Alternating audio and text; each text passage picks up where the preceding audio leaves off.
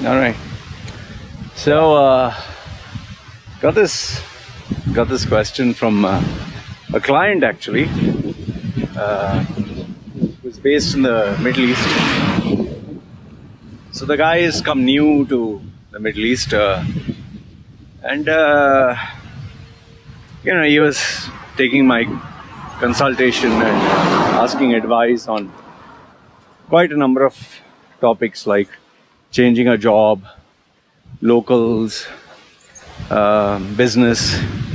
So I was busy answering him. But then, before we concluded, he said, if I can make a request for a video. I said, yeah, go ahead.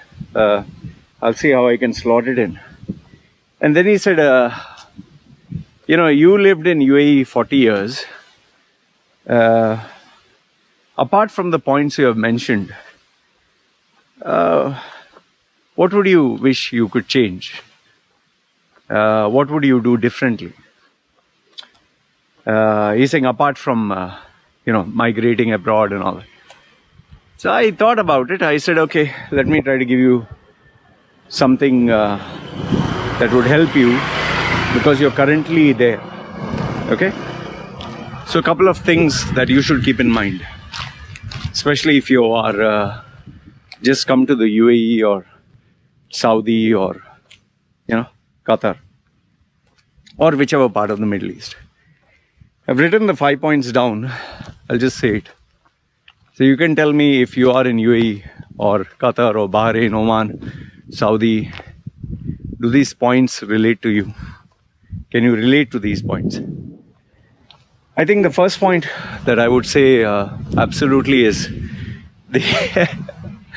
don't get into the comfort zone. Don't get carried away. I think almost all of us at some point we make ourselves comfortable. It's like, going for a movie. When you go for a movie, you choose a seat, you sit down, you keep your popcorn one side, you keep your cold drink another side, keep the chocolates one side, you keep your nachos one side. So you make sure that everything is kept nicely. Or even if you're having a meal, say you're eating something, you'll make sure everything is kept comfortably and then you'll sit and watch the movie. But if in case something is not right, you'll stop the movie, adjust, make sure it's comfortable.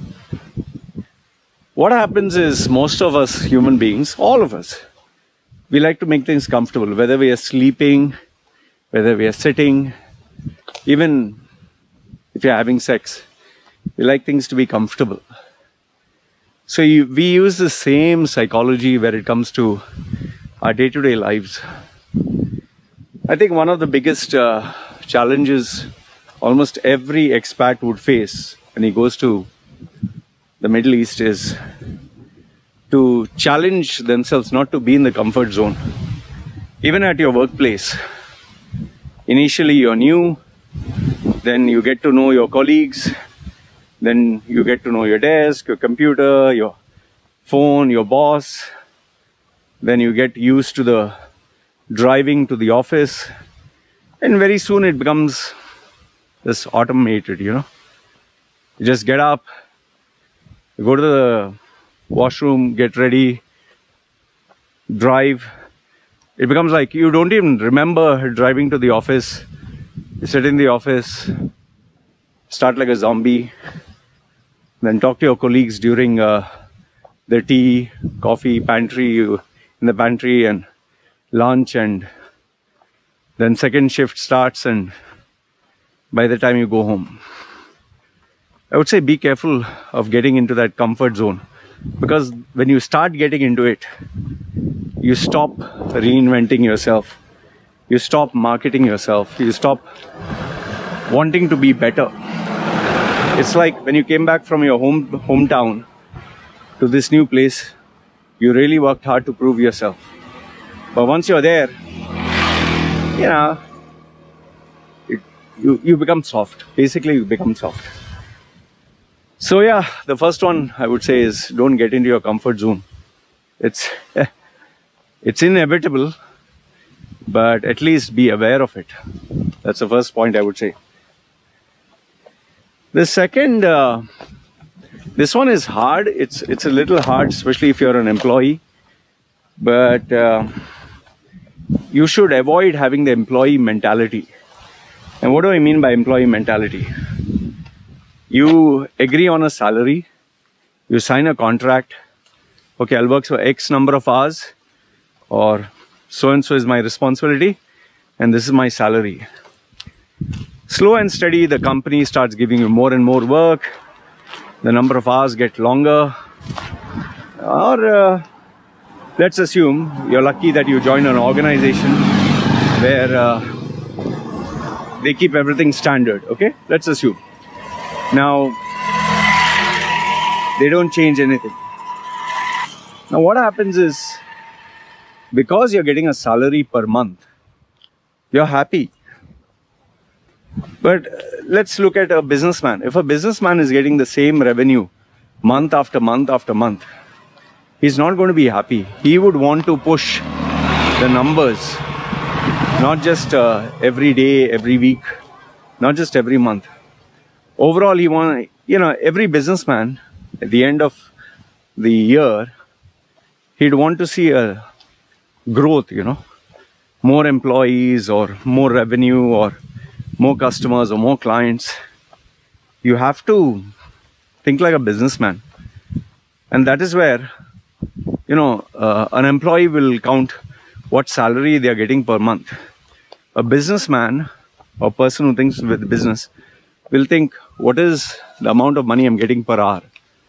And based on that, you will evaluate every relationship, every friendship, every individual, especially those who take your time.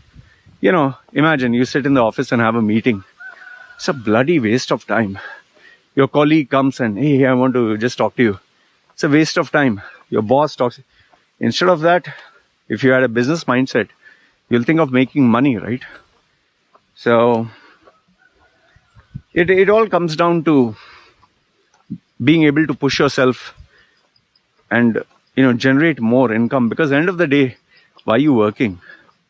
So I think you need to change a business sense. And when you evaluate everything in terms of money, you'll redefine your relationships, you'll redefine how you spend time, you'll redefine how you market yourself, you'll redefine who you keep in touch with, you'll redefine even how you dress and talk about yourself. So that's point number 2. Point number 3. Okay, I'll give you an example. Let's say you have to get up to go to your office. Let's say you woke up early, maybe 15-20 minutes early. You woke up early, you can't go to sleep. You will, dress up at your own sweet time and have a bath, have a nice breakfast, relax and go to the office. Okay, that's one scenario. Another scenario is, think you woke up just 5 minutes before your work starts. You will move really fast. You will not waste time. Now, if you see the former is where you have enough and more time. The latter is where you work with a sense of urgency.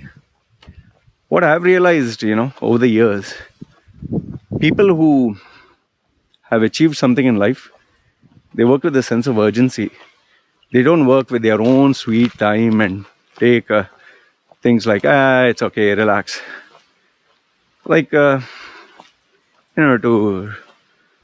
give you an example with regards to me and my wifey.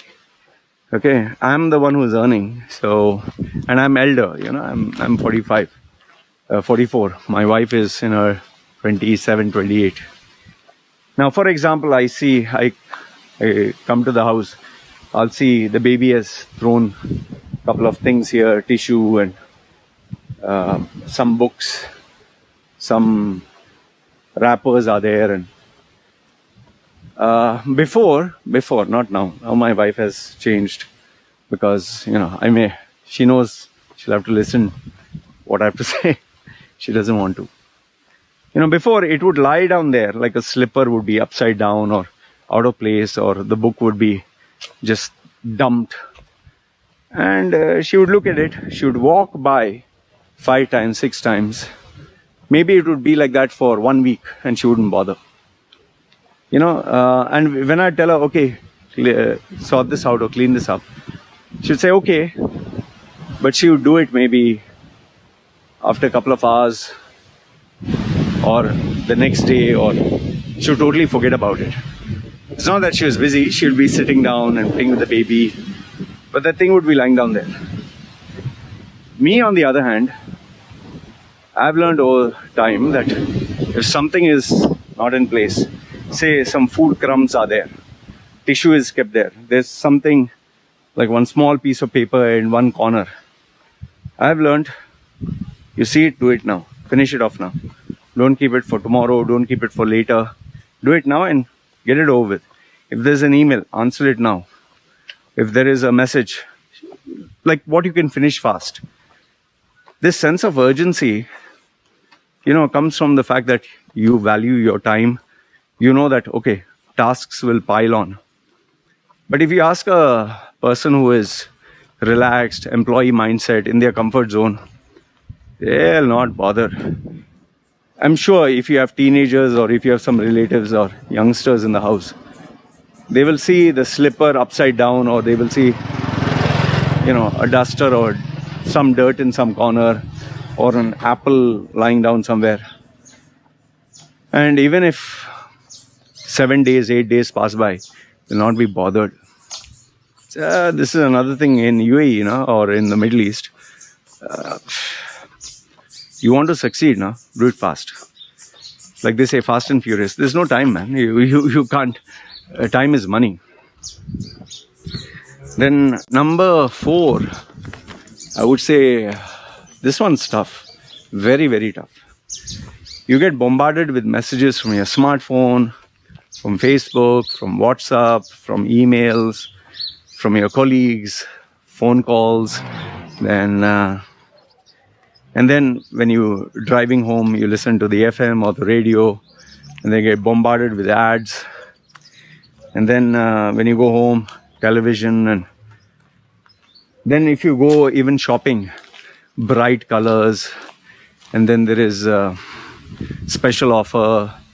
So everyone's bombarding your senses with something or another. In other words, they want your attention. And in order to get your attention, the problem is this results in distraction. So instead of focusing on your task, you're busy, looking everywhere, listening to everything. It's very rare. Like, I'll give you a small example. Let's say, for example, there's a student who has to study for a final exam. And this is the most important exam of his life or her life. What will they do? They'll switch off the TV, no phone, no smartphone, no internet, no nothing, just the book and this person, nothing else, not even music. Why? Because it forces you to pay attention. Okay, that's how people are. Now, why does a person do this? Because a person knows, I have a target, I have to achieve excellence, I have to give it my best. Now, compare this with how people work on a day-to-day basis. Music and colleagues and talking and smartphone and even me, when I'm doing my work, so all this has to be off. And that's why I shut my door. Baby and wife is out. Sometimes I put on the noise cancellation, this thing. Or sometimes I even leave the house, go to a quiet coffee shop which nobody comes. It's not a popular joint. Sit and order one coffee. Nobody is there. Do my work. No smartphone, no music, no nothing. You need to avoid these distractions. And they come in various forms, from ads to sale to special movie, and keep that in mind. And last but not the least, the routine, or you call it the rat race. I'm sure on Facebook or YouTube you must have seen this nice animation of this rat. He gets up, brushes his teeth, goes down, walks, then all of a sudden there are so many rats. Then he goes to the subway, so many rats, gets out of the subway, so many rats, struggles to go to the office, is in the elevator, lands in the office. All the rats are working in the office. And then work starts, looks at the clock. Then he goes for food. All the rats are eating food. And then obviously goes back to work. And goes back in the elevator. Goes down. Then all the rats are rushing to the subway. They go to the train. All the rats are there. Then they rush back home. He walks tired and finally comes back home. And it's nicely put. And this guy is like doing this day and night and day and night and day and night. You know, the thing is, that's the reality of our lives. No matter where you go, we are in a rat race. Okay? Even me. I sleep, I get up. Yeah. My wife and kid is there. Get up, do exercise, make this video, come back, check client emails, have food, and start editing the video, speak to clients. Then end of the day, when it's time to sleep, play a little game, go to sleep. Same thing again. This is my rat race. You might have yours. Now, what do? You can't break out of it, right? You can't.